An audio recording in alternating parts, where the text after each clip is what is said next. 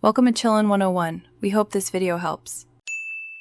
In this video, I will explain how to play Farming Simulator 22 with friends on PC.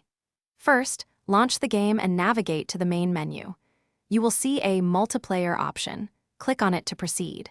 From there, you can either create a new game to host a session for up to 16 players or join an existing one. This initial step sets the stage for your cooperative farming adventure. To host a game, choose an existing save or begin a fresh farm. You'll then customize settings such as the map, difficulty, and whether a password is required. Setting a password ensures only your invited friends can join your private server.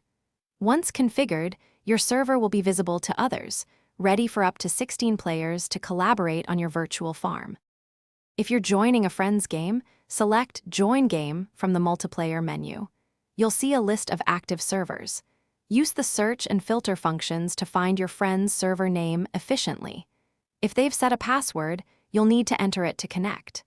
This process allows you to seamlessly integrate into their farming operation and start working together.